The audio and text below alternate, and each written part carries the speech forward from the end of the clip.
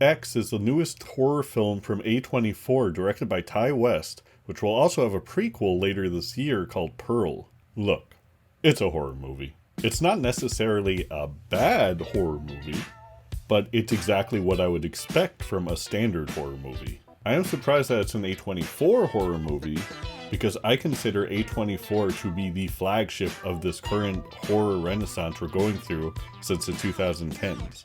But is that over now? Well, I think the divisiveness of this movie kind of shows in its aggregate scores. Of these three, I think that IMDb is the most accurate. X is about a group of adult workers in the 70s who set out to make an on-location porn film. The location they've chosen is an old rustic farmstead owned by a sketchy-as-hell couple.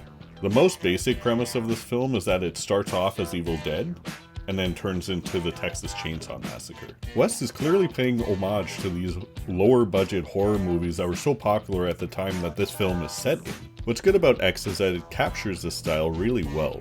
It looks like it's shot on older, lower quality film, and the costume design is fantastic.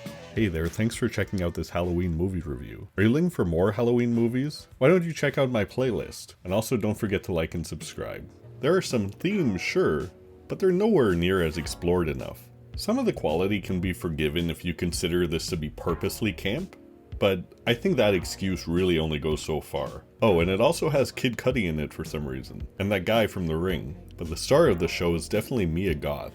Goth is pretty much an established actress in this horror renaissance we're currently going through. She's also starred in A Cure for Wellness and Suspiria, and will also be playing the titular role of Pearl later this year. To be honest, I only watched this movie because I saw the trailer for Pearl first, and thought it was a really cool looking A24 horror movie that I've come to expect. And then I found out that that was a prequel to this movie, so I watched this expecting the same. It was disappointing to me, but I'm still looking forward to Pearl. Honestly, the idea of two movies that are being released in reverse order in the same year was also really interesting to me, so that kind of made me want to see this one a little more. But at this point, I feel like that's almost a gimmick now.